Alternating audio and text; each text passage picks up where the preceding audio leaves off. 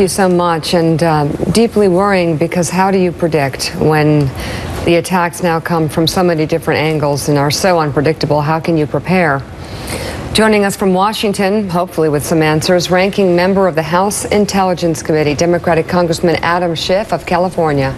Also with us, director of the Transnational Threats Project at the Center for Strategic and International Studies, Thomas Sanderson.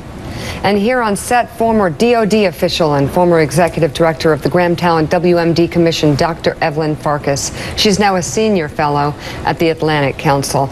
I'd like to start with, how do we prepare? How do you even study how to prepare for something like this with the director of the Transnational Threats Project for CSIS, Thomas Sanderson? Your thoughts upon hearing the news of what happened in Nice?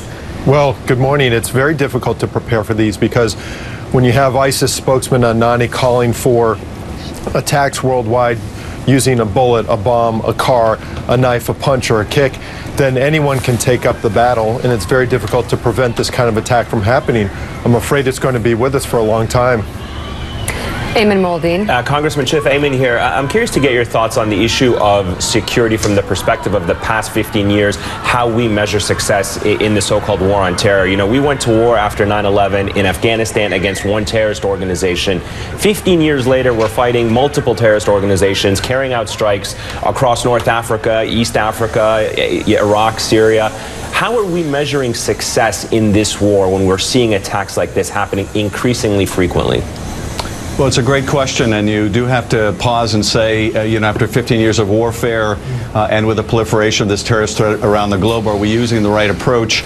And I guess I would measure the results this way.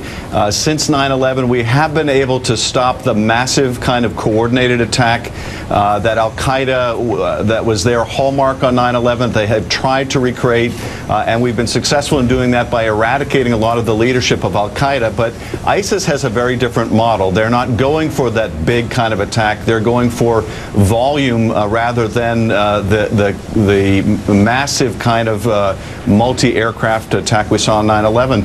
That is much harder to stop, and I think it's going to require us, frankly, to intensify our efforts along a number of different vectors. We're going to have to go after them with renewed vigor in Iraq and Syria, because that caliphate is the ideological draw for people all over the world. That's, I think, what has really distinguished them from Al-Qaeda.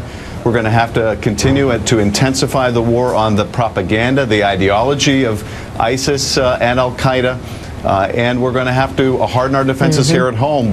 But you're right, it's very hard to measure success when we see this multiplicity of attacks around the world. Mark Halperin. Dr. Farkas, the president